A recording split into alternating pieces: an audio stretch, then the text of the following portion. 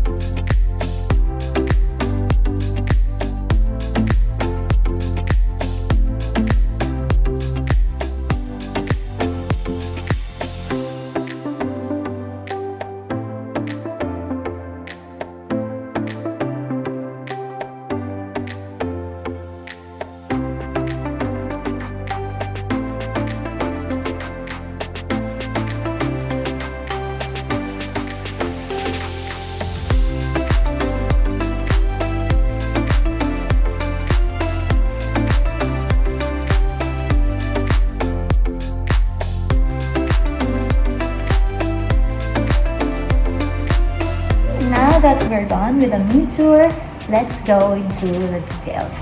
So this 2-bedroom apartment costs us $1,200 per month. So since we're two, we split it into two. My roommate's paying $600, I'm also paying $600. So what's included in our rent is the heat, electricity, and water. And I don't have any relatives here, so we really have to make sure that before we even get here in Canada, we have already secured an apartment. So we've looked at Kijiji, we've looked at Marketplace, Facebook Marketplace, and Rent Faster. Actually, this particular apartment, we located it using Rent Faster.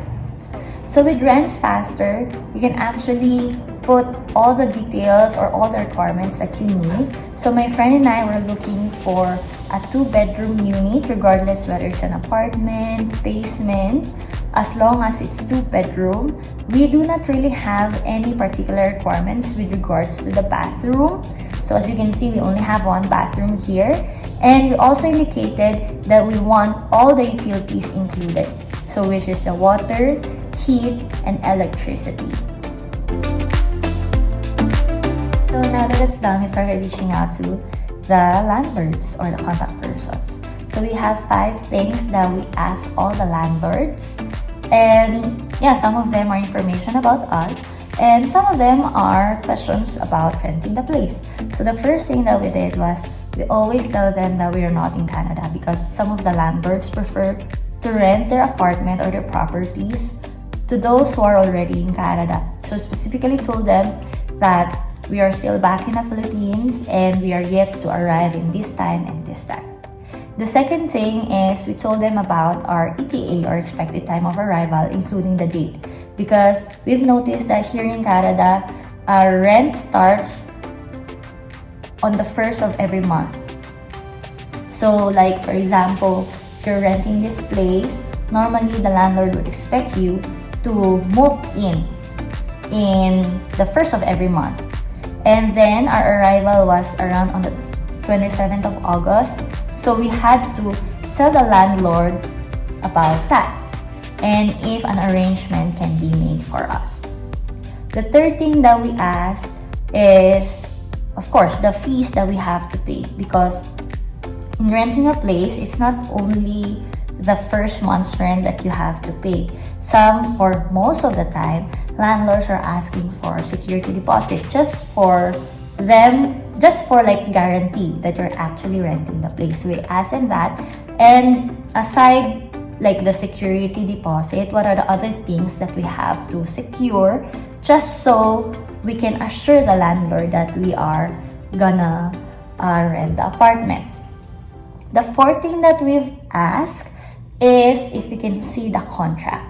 Since we don't really have any idea on how it's like to rent a place in Canada, it's all new for us. We wanted to see the terms and conditions just so we know our rights and the landlord's right as well.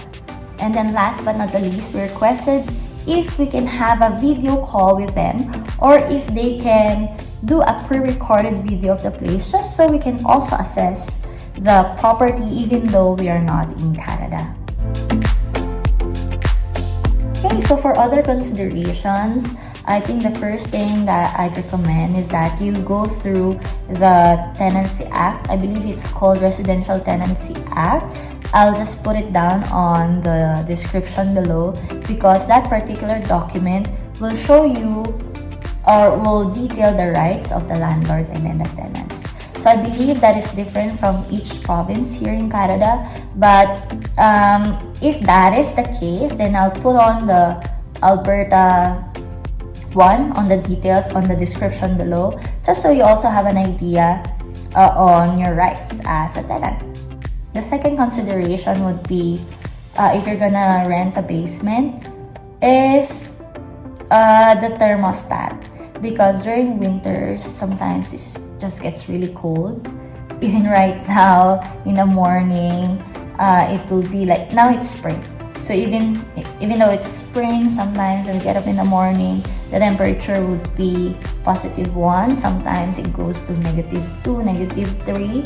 So having a separate thermostat, especially if you're in a basement, would really be a plus because sometimes basements can be really cold. So you might want to consider that. The third would be for sure the location, because we've noticed, my friend and I, this is not professional advice, just a disclaimer, but when we were looking at places, some of them were actually the same some of the properties are of the same price regardless of the location. So when we were searching online, of course, we are working on a budget. Some places that are quite far from downtown has the same price of properties located in downtown. So you might want to consider the location as well. I think the fourth thing that you wanted to consider is how far is your place gonna be from the C train, specifically the C train, because even though it's close to a bus station, sometimes buses they delay, and sometimes they reroute. The bus reroutes. So like just recently we have like a bus stop right here, and like a lot of us were waiting on a bus stop. We didn't know that the bus detoured. So the bus didn't pass by that particular bus stop. Luckily for me, I was going to my class. That was already around 9 o'clock and my class starts at 9:30, sorry. Luckily for me, my location from the C train is only about 11 minutes. So I quickly rushed, realizing that the bus is not coming to the C train so that I won't get late. But others, they're really far from the C train. So you also want to consider the place that you're gonna rent. It would be preferred if it'll be closer to the C train than a bus stop. And I think the last consideration that you wanted to think of before renting a place is, of course, the terms and conditions. You really have to look at it carefully, because I've heard from some people that after some time the landlord decided to increase the price of their apartment. Well, luckily for us, it's not luckily, but good for us, on the terms and conditions specify that this is our rent for the whole contract. So the landlord cannot increase the rent, the rent price, but others can equally do that. So you just have to make sure that all the terms and conditions are stipulated, especially if those terms and conditions are of concern to you. That's it. I think that's all I have for you for today. I cannot really think of anything to say anymore. But if in any case, there is something that I wasn't able to cover in this particular video that you would like to know, then just have to comment it down below. I go through the videos, I go through the comments and I'll answer it there. Or if there's a need, then I'll just do another video for you guys. So yeah, I think that's it for today, and I hope to see you guys on the next video. Bye for now.